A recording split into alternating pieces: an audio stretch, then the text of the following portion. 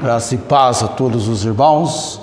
E nós ainda há pouco, quando entoávamos o cântico, o Deus de Maravilhas, na verdade o cântico não, o hino Deus de Maravilhas, o cantor cristão, lembrei-me do nosso estudo do Salmo 40, quando no versículo 5 do Salmo 40, o salmista, depois de experimentar a ação de livramento de Deus, ele clama ao Senhor, esperando com paciência, ele se inclina, ele diz que esperei com paciência no Senhor, ele se inclinou para mim, ouviu o meu clamor, e Deus então opera uma obra de livramento na vida do salmista, tirando-o de uma situação terrível, e ele então, em consideração à obra e ação de Deus, no versículo 5, ele então expressa: muitas são, Senhor meu Deus, as maravilhas que tens operado para conosco, e os teus pensamentos não se podem contar diante de ti. Se eu os quiser anunciar e deles falar, são mais do que se podem contar. E o salmista que assim se expressou no Salmo 40 é o salmista Davi, que também escreveu o Salmo 139. E lá no Salmo 139, no versículo 17, ele vai expressar: e quão preciosos me são, ó Deus, os teus pensamentos, quão grandes são as somas deles. Se as contasse, seria maior número do que a areia. Quando acordo, ainda estou contigo. Então, Davi menciona os pensamentos de Deus no Salmo 40 e também no Salmo 139, considerando que o nosso Deus é um Deus que realiza, que pratica, que executa feitos extraordinários, maravilhas, feitos miraculosos. Naquela época, estudando o Salmo 40, nós vimos e estudamos pelo menos 7 grandes maravilhas operadas por Deus na história do seu povo Israel. Muito bem, só para dar um tempinho para que alguns que nos acompanham pela transmissão nos alcancem, agora vamos então abrir nossas Bíblias no texto de 1 aos Tessalonicenses, capítulo 2.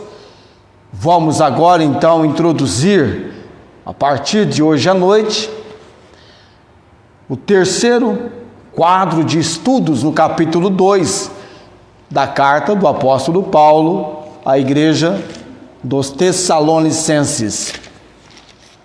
A partir do versículo 13 até o versículo 20, nós temos a última sessão do capítulo 2 do nosso estudo na palavra de Deus.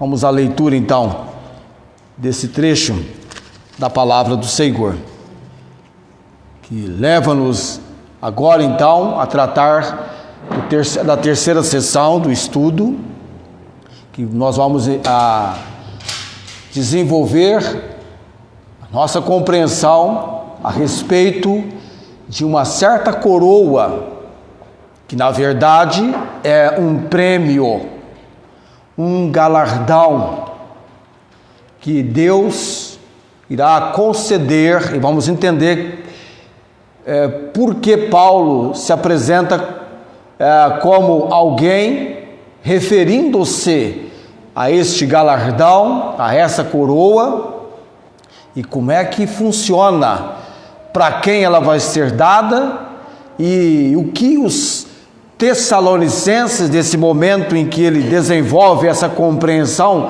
da coroa da alegria, o que eles eram para Paulo, não apenas para Paulo, mas para Silvano e também Timóteo. É uma situação recíproca, em que não apenas Paulo era alguém na condição de ganhador, já almejando a coroa da alegria, mas é algo que diz respeito também a uma condição que envolve todo o povo de Deus. Todo o povo de Deus. Vindo a Cristo, naquilo que eu mencionei para você, a grande alegria, conhecê-lo. E quando você torna da primeira grande alegria, indo para a segunda, que é então tornar Cristo conhecido, leva-nos este fato a sermos proclamadores, divulgadores, pregadores, anunciadores das boas novas do Evangelho. E as pessoas vindo ao conhecimento de Cristo, você é alguém que está indo para a condição de ser um participante da coroa da alegria. Destacando a alegria em conhecer Cristo, a alegria em torná-lo conhecido, e mais uma hoje para nossa reflexão nesse sentido. Eu e você devemos servir o Senhor, servi-lo. Então, o foco vindo para mim e para você, servir Cristo, servi-lo é mais importante do que ser visto. Então, servi-lo e não ser visto. Aquele pensamento tão nobre de João o Batizador, convém que ele cresça e que eu diminua, que diminua eu e Cristo cresça cada vez mais e mais. Amém? Deve ser o nosso ideal na vida cristã. Quantos ainda sentem que têm recebido a graça de Deus no fortalecimento físico do seu corpo e você ainda, pela graça de Deus, pode colocar-se em pé nesse momento para lermos esse trecho da palavra e seguida orarmos, e logo você volta a sentar-se e ficar bem acomodado no seu lugar durante todo o tempo da mensagem. Versículo 13.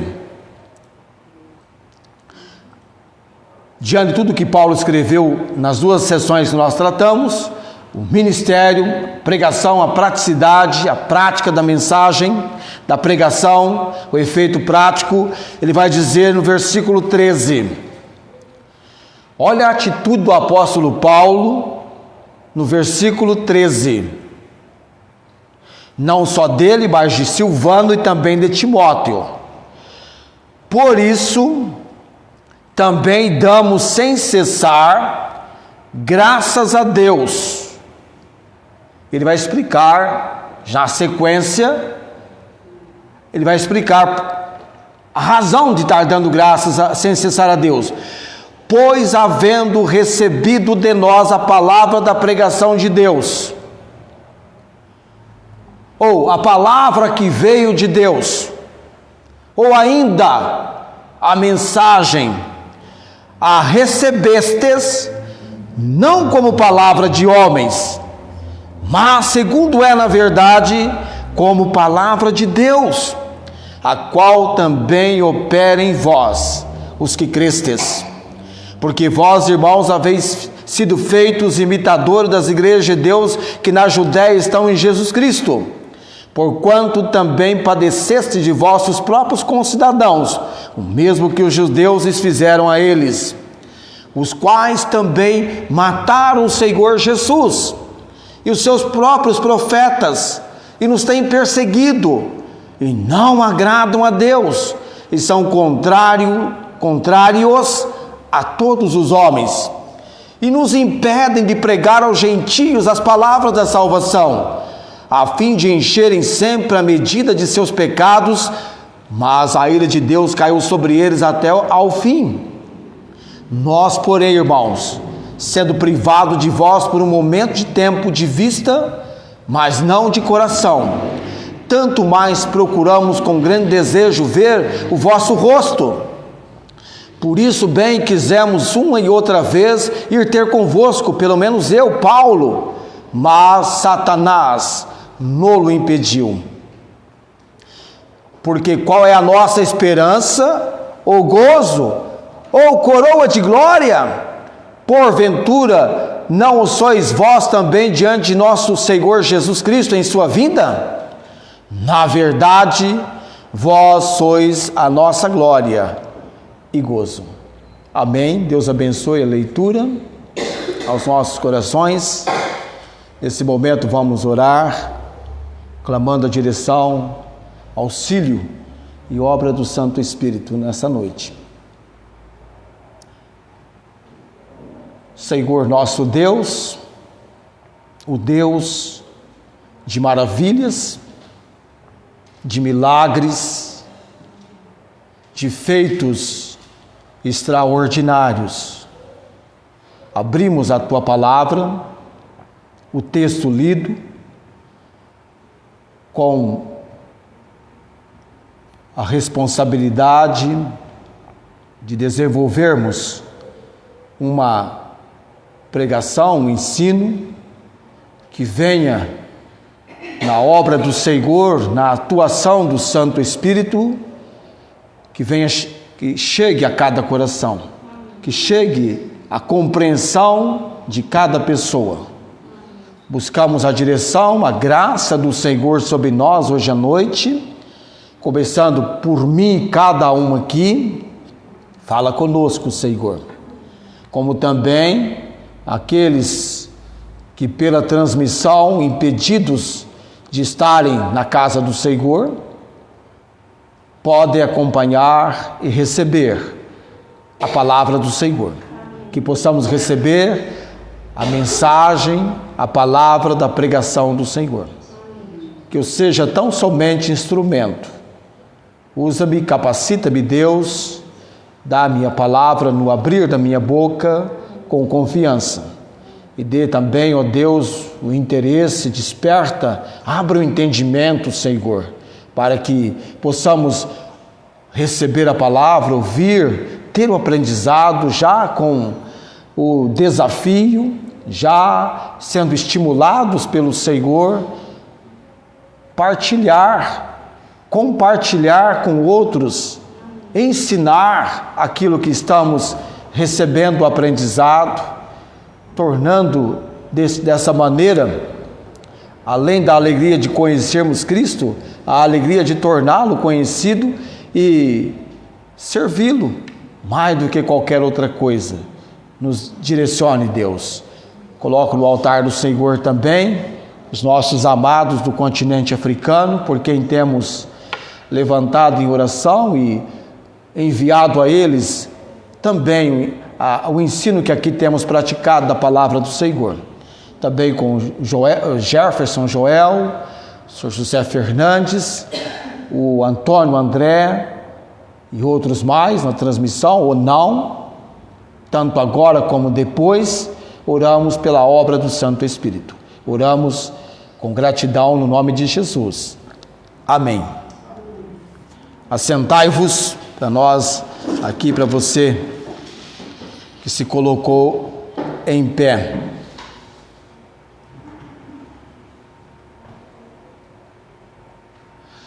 O versículo 19, nessa sessão sobre a coroa da alegria, porque a gente começa trazendo para a terceira sessão este aspecto de divisão, porque o texto termina, na verdade, falando a respeito da coroa da alegria. E o versículo 19 tem uma pergunta. Aliás, tem duas perguntas. Por quê? Qual é a nossa esperança? Ou gozo? Ou alegria? Ou coroa de glória? Pois, quem é a nossa esperança ou alegria? Ou coroa em que exultamos? Uma outra colocação de versão que ele vai mostrar. Quem é a nossa esperança? Ou a nossa alegria ou coroa em que exultamos na presença do Senhor Jesus em sua vinda? Quem é? Ou como diz aqui, a resposta dele: porventura não sois vós também diante de nosso Senhor Jesus Cristo em sua vinda? O grande fato que nós temos salientado e destacado para você, quando nós nos posicionamos, nos dirigimos para o estudo de 1 aos Tessalonicenses, tudo por causa daquela palavra, daquela virtude chamada esperança. Na verdade, a tríade: fé, amor e esperança. Nós estudamos sobre a fé, sobre o amor, e na Epístola aos Tessalonicenses estamos estudando a terceira virtude, que é a esperança. E cada capítulo, o primeiro foi assim, o segundo também, termina com a promessa da vinda do Senhor Jesus Cristo. Então, o capítulo 2, ele tem este ênfase, este destaque, na vinda, ou diante de nosso Senhor Jesus Cristo, em sua vinda. Porque quando o Senhor Jesus voltar, e a igreja for arrebatada, e vamos tratar sobre isso também aqui na Epístola aos Tessalonicenses, os salvos, cumprir-se-á então, 2 aos Coríntios, capítulo 5, versículo 10, é isso mesmo? 2 aos Coríntios, o que está escrito lá em 2 aos Coríntios, capítulo 5, versículo 10? Quero ver se é esse versículo mesmo, 2 aos Coríntios 5, 10. 2 aos Coríntios, capítulo 5, versículo 10. Quando Jesus voltar, já de imediato, no seu primeiro estágio de vinda, porque todos devemos comparecer ante o tribunal de Cristo.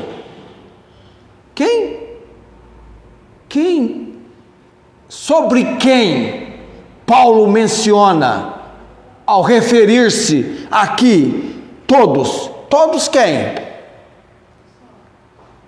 Os salvos. Está escrevendo para a igreja em Corinto. Todos os que estão em Cristo Jesus o receberam como seu Senhor e Salvador vão comparecer ante o tribunal de Cristo, para que cada um receba segundo o que tiver feito por meio do corpo, ou bem ou mal. Aí em 1 aos Coríntios capítulo 3, ele vai falar sobre as obras que os salvos têm oportunidade de realizar e os materiais dessas obras: ouro, prata, feno, palha ou madeira. A obra então será provada pelo fogo, e o fogo provará a obra de cada um. Se a obra permanecer, vai receber galardão. Galardão é recompensa. Nós aprendemos no conhecimento de Deus que sem fé, lá em Hebreus capítulo 11, versículo 6, sem fé é impossível agradar a Deus, porque é necessário que aquele que se aproxima de Deus creia que Ele existe, que Deus existe e que é galardoador dos que o buscam, recompensador. Deus também tem prêmios, galardões que serão dados para os salvos, prêmios. E Paulo então, neste campo de pregação do Evangelho, num lugar de uma cultura tão envolvida com práticas esportivas, de ganhadores de prêmios, de coroas, Deus o leva a reescrever e registrar que Deus tem também prêmios, galardões para os salvos. Se porventura a obra feita passando pelo fogo sofrer detrimento, perda, se queimar.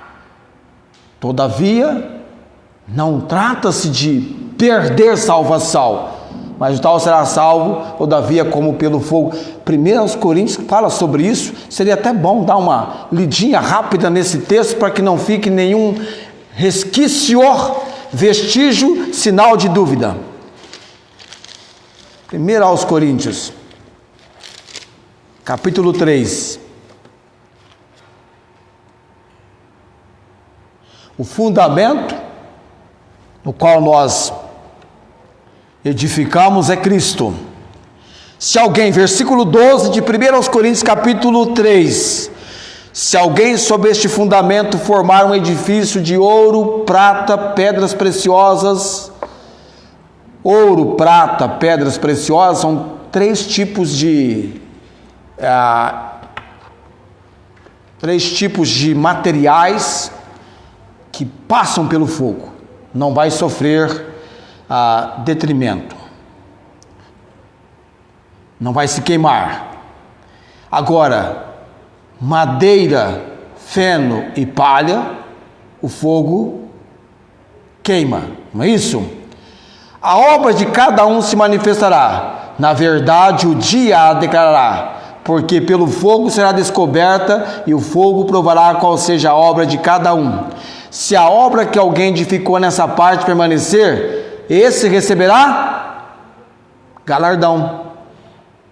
E vai ser uma ou outra, enfim, são 5 as coroas, os prêmios de recompensa mencionados na palavra de Deus. Se permanecer, vai receber galardão. Se a obra de alguém se queimar, sofrerá perda, mas o tal será salvo, todavia, como pelo fogo. Até porque trata-se de um julgamento de convertidos, salvos, selados pelo Espírito Santo. O versículo seguinte vai dizer: não sabeis vós que sois o templo de Deus e que o Espírito de Deus habita em vós? E de acordo com Efésios capítulo 1, o Espírito Santo é o penhor, o selo para a redenção, da possessão, da salvação até o dia de Cristo. Por isso, cada pessoa, quando recebe Jesus como Senhor e Salvador, o corpo da pessoa é templo, o meu corpo, o seu corpo é morada, é habitação do Espírito Santo.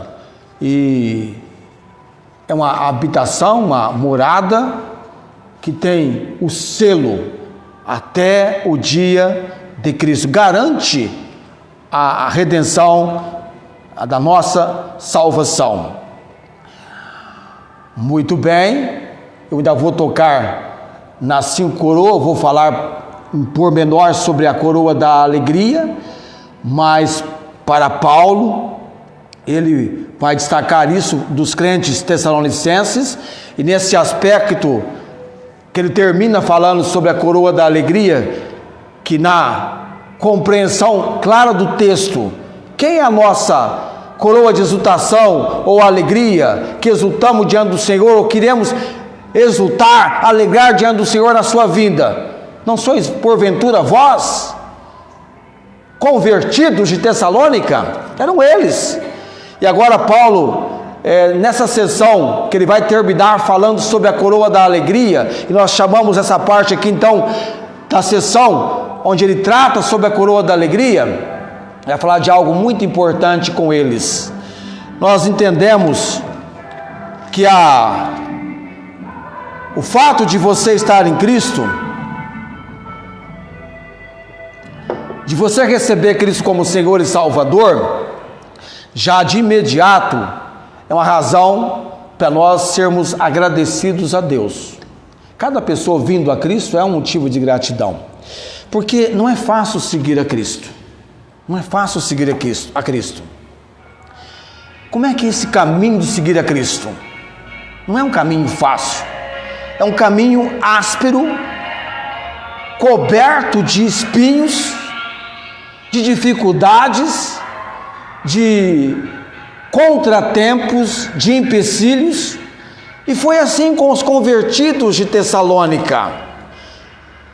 A igreja de Tessalônica foi fundada em meio à perseguição. E Paulo fez questão de destacar que eles não foram os únicos a sofrer dessa maneira, enfrentando perseguição.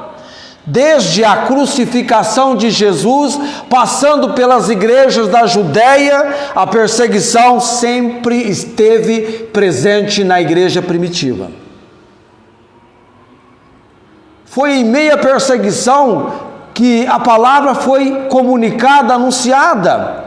Todo lugar que Paulo chegava pregando o evangelho, a perseguição se manifestava. E por incrível que pareça, como que a perseguição começava? Geralmente ela começava pelos próprios judeus, hostis, inimigos, que tentavam usar do apoio das autoridades romanas a seu favor. Eram os próprios judeus, começando com Jesus Cristo, a crucificação de Cristo. Tanto é que quando Jesus foi preso, julgado e sentenciado à morte, muitos seguidores do Senhor Jesus, dentre o grupo mais próximo dos apóstolos, se esconderam, com medo das autoridades, mas principalmente por causa dos judeus hostis, inimigos. As autoridades religiosas da época, dentro do sistema do judaísmo, provocaram e promoveram, até onde eles puderam, a mais ferrenha e intensa perseguição contra o cristianismo, contra Cristo. Mais tarde, no reinado de Nero, depois de que Roma foi incendiada, o incêndio que destruiu Roma no ano 64, é que então uma primeira grande perseguição imperial veio sobre os cristãos e passou a ser política oficial romana. Mas a princípio, a perseguição irrompe, é desenvolvida pelos judeus hostis, inimigos. Esses judeus que Paulo vai mencionar aqui, e Paulo menciona que eles são os responsáveis, mataram, ele usa no texto essa expressão, os quais também mataram o Senhor Jesus, os seus próprios profetas. Então, você observa que, a princípio, a perseguição se levanta dentro de um sistema chamado religioso, do qual os judeus se apresentaram opositores à pessoa do Senhor Jesus. O Jesus que veio para o que era seu, e os seus não o receberam. Os seus se refere à nação de Israel, os judeus. Mas todos quantos o receberam, deu-lhes o poder de serem feitos filhos de Deus, filhas do Deus bendito, os quais nasceram não da vontade do varão, nem da carne, mas nem do sangue, mas de Deus, uma obra de Deus. E é interessante que o apóstolo Paulo, no início do versículo 13, porque ele vai descrever para nós, dentro do quadro que nós vamos tratar sobre a coroa da alegria, tem 3 considerações que nós extraímos do versículo 13, a palavra que vai desenvolver 3 considerações para nós, quando Paulo cita no versículo 13, por isso também damos sem cessar graças a Deus, pois havendo recebido de nós a palavra da pregação de Deus, ou a palavra que veio de Deus, ou ainda a mensagem de Deus. Então ele vai levar-nos a um entendimento e uma divisão que nós vamos fazer dessa mensagem. Primeiro, da recepção da mensagem. Qual resultado teve a recepção da mensagem? A rejeição da mensagem e qual resultado teve a rejeição da mensagem. E por fim, vamos fechar falando sobre os resultados que abrangem tanto a recepção quanto a rejeição. E aí então chegaremos a respeito da coroa da alegria. A recepção da mensagem. O versículo 13 e o versículo 14 fala sobre isso. A recepção da mensagem. Versículo 13 e versículo 14. E o versículo 13 vai apresentar para nós, em primeiro lugar, essa recepção da mensagem. Por isso também damos sem cessar graças a Deus, pois havendo recebido de nós a palavra da pregação de Deus, a recebestes não como palavra de homens, mas segundo é na verdade como palavra de Deus, a qual também opera em vós os que crestes. A recepção da mensagem, ela vai resultar em perseguição. Qualquer pessoa que recebe a palavra de Deus está sujeito a ser perseguido. A recepção da mensagem trouxe no versículo 13, por parte dos convertidos tessalonicenses, uma percepção da mensagem. Veja bem, o Paulo vai de imediato expressar algo muito importante sobre os tessalonicenses, na sua ação de gratidão a Deus, dar graças a Deus. Pregar para os tessalonicenses foi importante, mas Paulo não tinha nele mesmo o poder de fazer uma obra naquela comunidade, naquelas pessoas. Ele pregou, a missão dele foi pregar. O Espírito Santo o usou. Mas no capítulo 1, ele vai colocar no versículo 4, se eu não me engano, que a eleição daqueles convertidos era algo que veio de Deus. Amém? Algo que veio de Deus. Então Paulo está dizendo: dou graças a Deus por vocês, porque eu lhes apresentei a palavra de Deus, a mensagem de Deus, e vocês a receberam,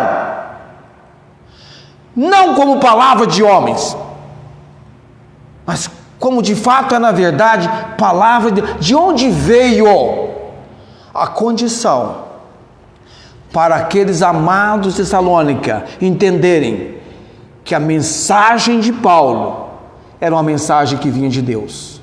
De onde veio a condição para você, quando foi levado à compreensão que a obra salvadora, que pode libertar você do poder do pecado, dar a condição de você, partindo para a eternidade, estar indo para o céu, ou ausente do corpo, na eternidade você está na presença do Senhor? De onde veio a condição para você compreender que você precisa de Cristo como seu Senhor e Salvador, de que religião não salva, mas Cristo salva? Ele é o bendito e eterno Salvador. De onde veio essa condição para você? É de onde veio exatamente a condição para os convertidos de Tessalônica. Não é que eles eram pessoas muito entendidas, com uma sabedoria espetacular, eles eram extraordinários, e eles tinham uma compreensão muito além das pessoas, eles eram fantásticos. Não! Eles eram como qualquer pessoa sem Cristo está hoje, pecadores perdidos. Mas de onde veio a condição para Paulo pregar e eles crerem? Até mesmo pessoas que eram comprometidas com a religiosidade da época, entender que deveriam abandonar a sua religiosidade pela mensagem que Paulo estava lhes apresentando. De onde veio a condição para tal resposta? Será que foi meramente pelo poder da comunicação de Paulo, talvez da eloquência de Paulo, da forma como Paulo falava? Será que veio meramente por isso? Não. Paulo vai dizer aqui no versículo 13: por isso também damos sem cessar graças a Deus. Por que está dando graças a Deus? A razão de dar graças a Deus é que eles receberam a palavra da pregação de Deus, não como palavra de homens, mas como palavra de Deus. No versículo 5 do capítulo 1, ajuda-nos também a compreender o que estava envolvido quando eles receberam a palavra. Porque o nosso evangelho não foi a vós somente em palavras, mas também em poder e no Espírito Santo. E em muita certeza, como bem sabeis, como fomos entre vós por amor de vós.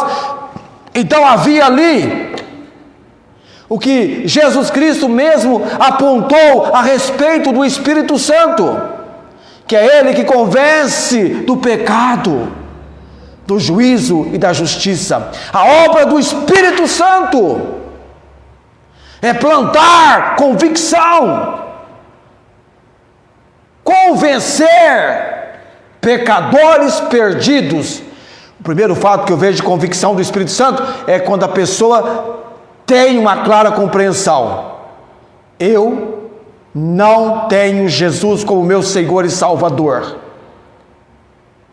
Eu não conheço Jesus como meu Senhor e Salvador. Tal pessoa está indo para a eternidade sem Cristo.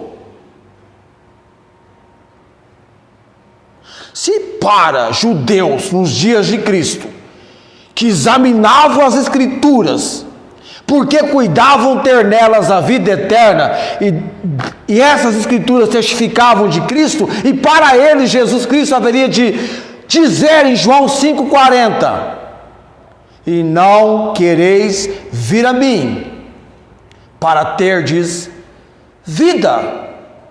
Pessoas interessadas a respeito da eternidade, de como ter vida eterna, examinavam as Escrituras, e no entanto rebeldes, rejeitavam a palavra de Deus. De onde veio a condição para os tessalonicenses de tal maneira acolherem a palavra de Deus, não como palavra de homens, não como pregação de homens, mas pregação que vinha de Deus? Por que pessoas hoje ouvem as boas novas do Evangelho e algumas dizem assim: isso é da sua religião, isso é a maneira como você acha que é, e outros não? Há uma obra de convicção do Espírito Santo. Há uma obra de convencimento do Espírito Santo. E é para todos. Quem tem o que chamam de religião ou não. Porque ter religião, todo mundo tem religião. Todo mundo tem religião. A religião do ateu chama ateísmo. É uma religião. A religião de não crer na existência de Deus é alguma coisa que a pessoa se apega, alguma coisa que a pessoa crê e devota a sua existência em favor daquilo, e defende, e até persuade, se possível fora, que outros também abracem a mesma causa que ela tem abraçado. Mas ter Cristo é fundamental, amém? Ter Cristo, Ele é a imagem do Deus invisível, amém? O Verbo que se fez carne, aquele que trouxe a graça e a verdade através dele, o bendito e eterno Salvador, que desde a sua crucificação,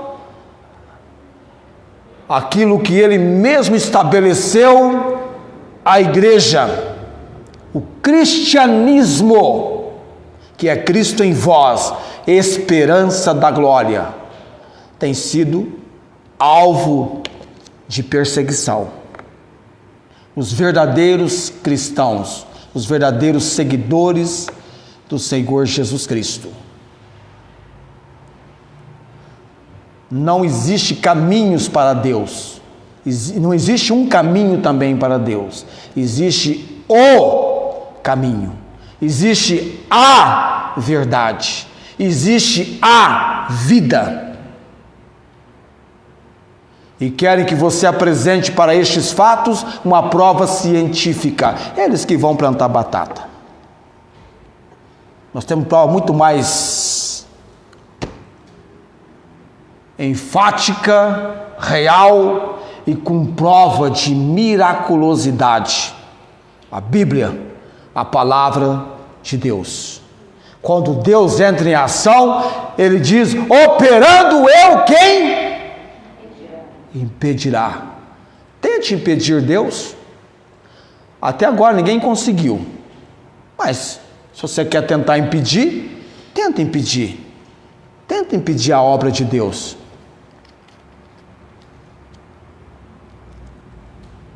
Por séculos, pessoas tentaram impedir Deus. Faraó tentou impedir Deus de tirar o povo dele do Egito. Quão tolo foi Faraó? E achou que o exército dele, na saída do povo do Egito, porque estava entre o deserto e o mar, estavam perdidos. E mesmo quando o mar abriu e o povo passou, Faraó ainda acreditou que havia chance de eliminar Israel passando pelo mar. Tanto é que eles adentraram no mar e andaram uma certa distância, a ponto então do mar. Não conheço esse pessoal, estou fechando as comportas. Fechando, estou voltando ao normal, né? Estou voltando ao normal. E não escapou nem soldado egípcio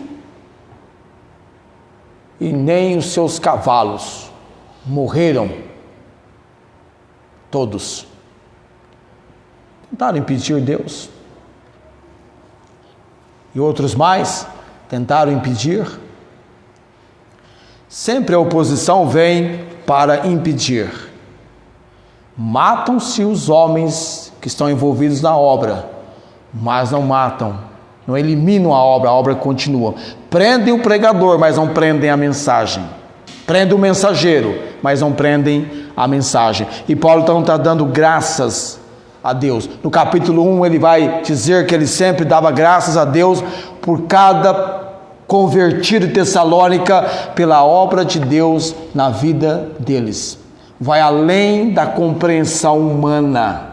Quando uma pessoa vem claramente ao conhecimento de Cristo como seu Senhor e Salvador, essa recepção da mensagem. E olha que ela acontece hoje com pessoas que perdem absolutamente de imediato tudo, até mesmo a condição de relacionar-se com seus familiares. E alguns são tão terminantemente perseguidos que, se não mudarem de país, em questão de fração de segundos ou pouco tempo, são mortos e eliminados. Lá em Araçatuba tem uma família de paquistaneses que não voltarão mais para o seu país de origem. Por quê? Por causa de Cristo. Separação. Porque receberam o Senhor Jesus como o simples fato da identificação de Cristo como Senhor e Salvador. Há lugares hoje que, quando você se apresenta como cristão, ou você foge e preserva a sua vida pela graça de Deus, ou você vai morrer, ser eliminado. Que crime cometer Estevão para morrer apedrejado? Nenhum crime digno de morte. O próprio apóstolo Paulo enfrentou sentença de morte por causa do seu viver para Cristo. E ele argumentava: não tenho receio de entregar-me para a morte, se de fato mereço. Mas que crime ele cometeu? Sinal de pregar o Evangelho e de ser acusado por algo que os cristãos não fizeram em relação a Roma. Uma pergunta importante agora: qual deveria ser a atitude do homem e mulher de Deus diante da pregação da palavra de Deus? Qual deveria ser a sua atitude? Nós precisamos receber a palavra de Deus, recepcioná-la em nosso coração, nos alegrarmos nela. É a palavra de Deus que vai destruir algum conceito, alguma informação errada que nós temos, alguma falha, algum pecado oculto, e nesse caso, o homem e mulher de Deus sincero louvará a Deus pelo poder da sua palavra. A palavra de Deus tem poder, ela é mais poderosa do que espada alguma de dois gumes, e penetra até a divisão da alma, do espírito, das juntas e medulas, enfim, é espírito, alma e corpo. O ser humano é um ser tricotômico, e é capaz de ser os pensamentos e intenções do coração. A palavra de Deus é poderosa. Quando nós falamos em memorizar a Bíblia, em colocar a palavra na mente, da mente no coração, há momentos que você está sem a Bíblia, mas o Espírito Santo vai usar o que você leu, estudou, mentalizou, memorizou da palavra, colocando na sua mente. E o melhor momento para começar a cultura da memorização da Bíblia é com a criancinha, quando está sendo gerada no ventre. Viu, Mateus? Quando você for pai e a sua esposa estiver esperando o primeiro filho, já pode ir recitando textos. Você já memoriza uns versículos e vai falando com a criança. A mãe também já vai falando, vai já trabalhando a cultura da palavra de Deus. Eu dou graças a Deus porque eu me converti numa época em que já de imediato, meus primeiros dias de frequência de escola dominical, na nossa classe, praticava-se pelo menos um versículo memorizado. E lá fui eu, por João 4,14. Mas aquele que beber da água que eu lhe der, nunca terá sede, porque a água que eu lhe der se fará nele uma fonte d'água que salte para a vida eterna. Este foi o meu primeiro versículo, indo de 12 anos para 13, na memorização da palavra de Deus. Como diz uma professora minha, que eu sou muito competitivo, né? Livros da Bíblia, tinha-se a campanha para memorizar. Quando é que eu e você vamos, de melhor maneira, de melhor forma, manusearmos a Bíblia, se não quando temos uma noção da localização dos livros da Bíblia? Nós brincávamos de Bíblia ao ar. Levanta-se a Bíblia assim no ar e menciona-se um texto, e a primeira pessoa mais rápida a abrir e localizar o texto ganhava-se um ponto. Todo domingo de manhã, no início do ano de 88, nós praticávamos isso na igreja. Começava a escola dominical com esse exercício, algumas 5 perguntas e Bíblia ao ar. E os adolescentes e jovens amavam isso, os adultos também participavam. Desenvolvemos essa cultura. Eu fui participando dessa cultura, até se estabeleceu no Brasil, e aí foi a razão que eu conheci a Dona Célia, o ministério OANSE, formando as letras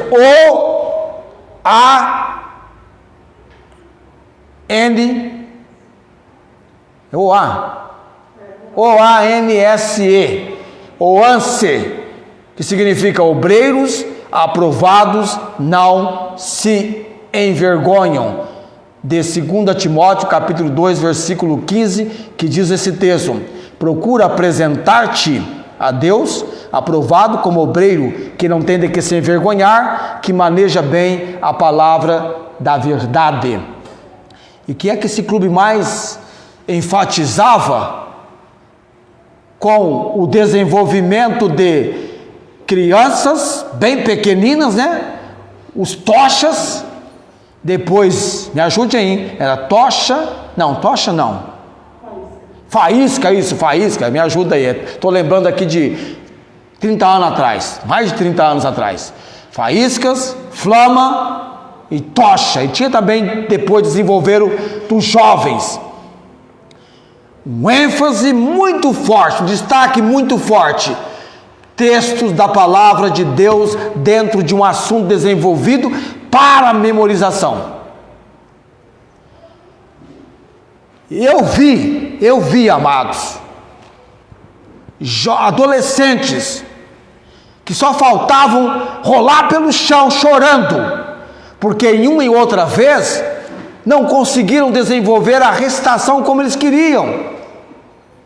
Mas todo sábado vinham para a recitação de textos, e um ou outro, quando tinha dificuldade, o outro está trabalhando aqui na igreja, às vezes chorava porque não conseguia alcançar a pontuação que ele desejava, por dificuldades às vezes com o texto, mas se praticava muito a memorização da palavra de Deus. Qualquer desafio que eu lançasse para os jovens e adolescentes, incrível, eles encaravam, aceitavam. Uma vez eu disse assim para eles: olha, domingo que vem começa a primeira sessão dos 8 versículos do Salmo 119.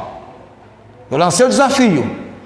No domingo de manhã tinha mais ou menos 12 pessoas na frente, ali perto do púlpito, para recitarem os primeiros 8 versículos do Salmo 119. E foram até o final, recitando 8 versículos por semana do Salmo 119, que tem 176 versículos. É uma porção muito grande. Então, a palavra de Deus é uma palavra de poder. Dou graças a Deus por essa cultura praticada na igreja quando eu comecei. Hoje você vê, por exemplo, está perdendo isso. Pessoas não fala um texto da palavra, fala 5 versículos. Não tem esse costume. Em dado momento, quando tem de falar da palavra de Deus para uma pessoa, fala para a pessoa que Deus já conhece. O que eu falo para a pessoa? O que o Espírito Santo vai trazer na sua mente? O que o Espírito Santo vai fazer você lembrar? Eu, quando estou sem a Bíblia e tenho conversado a Bíblia com alguém, eu fico ali, vai vir para a mente, vai trazer do arquivo, vai vir tá? Vai te lembrar, o Espírito Santo vai lembrar aquilo que você semeou para você colher. Então, eu passei uma tarefa para vocês aqui: ler o livro de Atos, capítulo 17, ler 1 aos Tessalonicenses, ler 2 aos Tessalonicenses, ler cada versículo, leia 1, 2, 3, 4, 5, 10, 15. Estude, receba a palavra. Mas tem gente que tem uma facilidade para memorizar, mas tem gente, Deus tem dado uma graça para aprender, memorizar. É graça de Deus, amado, é graça de Deus, porque a graça do Senhor se aperfeiçoa na nossa fraqueza. Por mim mesmo não há capacidade nem de pensar como me é necessário. Vem de Deus. Quando eu oro sobre algo difícil, eu começo a compreender. É grande o poder de Deus. É muito bom você recepcionar a palavra. Tudo bem, vai resultar em perseguição? Não importa. É o poder da palavra, é a obra da palavra. E falando em poder da palavra, poder da mensagem, a Bíblia tem uma autoridade clara, é vinda de Deus, não é um poder humano, é um poder que vem de Deus, é a autoridade de Deus. A palavra que é de Deus, realmente, a palavra que eles ouviram não era de Paulo, era de Deus. Paulo era apenas um instrumento, não era algo da cabeça de Paulo. Uma mensagem proclamada e recebida por eles. Eles receberam. Agora você percebe que Paulo está colocando para eles, de maneira muito compreensiva, algo que aconteceu com eles na carta. Quando ele vai tratar aqui no capítulo 2 sobre os conceitos bíblicos do ministério dele, que envolve a pregação, que envolveu a praticidade e também a questão que ele vai tratar com eles, o que eles eram para o apóstolo na vinda do Senhor Jesus Cristo. E por que eles eram isso? Começando por este fato: eu levei uma mensagem, eu preguei um evangelho. Vocês são a minha coroa de alegria. Houve uma recepção da mensagem por vocês como palavra que veio de Deus. Detalhe para você lê a Epístola aos Romanos, 1 aos Coríntios, 2 aos Coríntios, Gálatas, Efésios, Filipenses, Colossenses, para depois você chegar na leitura, na horta colocada na Bíblia, em 1 aos Tessalonicenses. Dá a impressão assim, para quem não está muito familiarizado com o assunto, Paulo escreveu Romano, depois escreveu para a igreja de Corinto, depois escreveu para os Gálatas, depois para Efésios, Filipenses, Colossenses, aí então ele escreveu para os Tessalonicenses. Não. Você percebeu que é interessante estudar a Bíblia, estudar os textos da palavra? A primeira carta que ele escreve, e no capítulo 3 é todo um capítulo que ele vai falar sobre a oposição de Satanás, que ele vai mencionar no capítulo 2, no finalzinho, que ele foi impedido por Satanás de ir a ter com eles. E no capítulo 13 ele vai desenvolver essa oposição falando com eles. E o mesmo equivale para nós aqui. A carta chegou também para nós. E Deus, pela carta que ele falou com a igreja de Tessalônica, algo que aconteceu com eles, que não é muito diferente de algo que aconteceu conosco também, com você, ele fala conosco. Então houve uma recepção da mensagem, mas além da recepção da mensagem, houve também o poder da mensagem. Eu vou descrever um pouquinho mais sobre a semana que vem, sobre o poder da mensagem, e depois nós vamos falar sobre a rejeição da mensagem, e o resultado que traz a rejeição da mensagem, e tudo quando Paulo vai colocar aqui, enfatiza quem eles eram para o apóstolo Paulo. Vós sois a nossa coroa de alegria, de exultação, de gozo.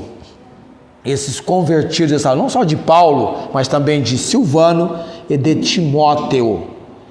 E o mesmo eles experimentariam com aqueles que eles estariam evangelizando e ganhando para Cristo. Então havia uma reciprocidade. Vocês são a minha coroa de alegria, mas outros, alcançados por vocês, serão de vocês a coroa de alegria. Então você é a coroa de alegria de alguém que ganhou você para Cristo, e quem você ganhar para Cristo será a sua coroa de alegria. E em meio a isso vai haver então uma mensagem sendo pregada, uma pregação de Deus, uma mensagem de Deus que deve ser recebida, uma mensagem com a recepção de uma percepção dela que eles tiveram, tal qual deve ter também as pessoas com as quais você vai estar anunciando a palavra de Deus. Então na semana que vem nós vamos falar ainda na recepção da mensagem, o poder da mensagem, indo então do versículo 13b para o versículo 14. Coloquemo-nos em pé.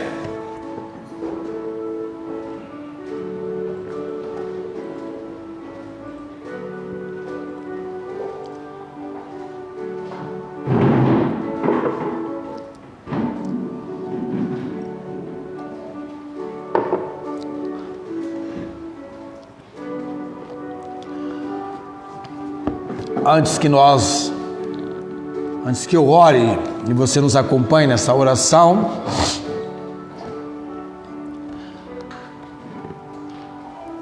nós estamos vivendo os dias dos mais impressionantes avanços da ciência, da tecnologia.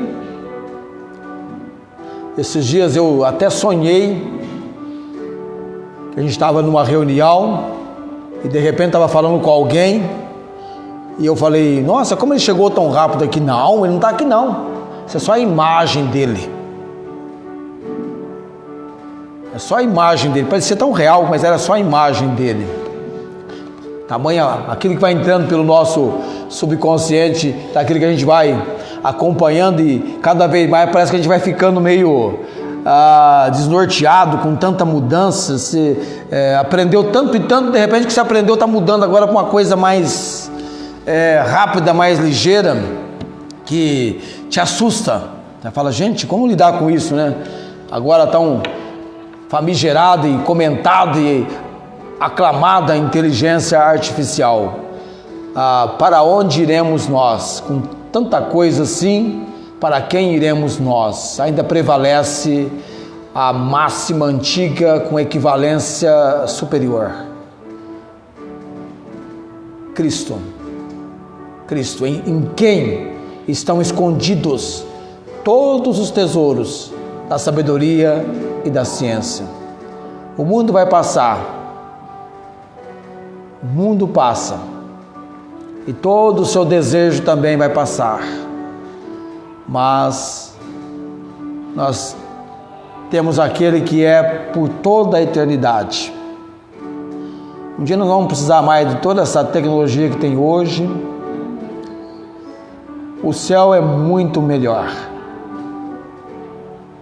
A quem tenho eu no céu senão a ti, a quem desejo além de ti? Vamos juntar tesouros no lugar certo, da maneira certa. Que Deus nos abençoe, que você tenha uma semana em que a graça de Deus se manifeste na sua vida de tal maneira que você alcance os objetivos de Deus pela graça dele, tá? O que fará a diferença na sua vida é a graça de Deus. Então clame ao Senhor, dê-me mais graça, Senhor. Faça uma obra em mim, usa-me, capacita. Eu não tenho poder, eu não tenho força, mas o Deus que nós servimos é o Deus Todo-Poderoso. Aquele que é poderoso para fazer muito mais abundantemente, além do que pensamos ou imaginamos. Lance-se perante o Senhor. Vamos orar. Obrigado, Senhor Deus, porque a Tua palavra é uma palavra de verdade, é uma palavra que vem na convicção do Espírito Santo para agir, para atuar nas nossas vidas. Ó Deus, abençoe a Tua igreja, o Teu povo, livra-nos de nós mesmos, que possamos lançar nossa confiança no Senhor, debaixo da convicção do Espírito Santo, a cada dia estarmos desejando a Tua palavra, a cada dia meditando a Tua palavra, a cada dia lendo a Tua palavra, a cada dia memorizando a Tua palavra, que a Tua palavra possa ser recebida a cada dia, que a Tua palavra possa ser aquilo que vai ser verdadeiramente o alimento espiritual que precisamos. Ó Deus, que possamos em primeiro lugar buscar ao Senhor, colocar o Senhor em primeiro lugar. Nos dê a graça, ó Deus, de sermos pessoas considerando na nossa vida as prioridades certas que o Senhor quer que tenhamos. Oramos, Pai, no nome de Jesus. Amém. O Senhor te abençoe e te guarde, o Senhor faça resplandecer o seu rosto sobre ti e tenha misericórdia de ti. O Senhor sobre ti levante o seu rosto e te dê a paz. Amém.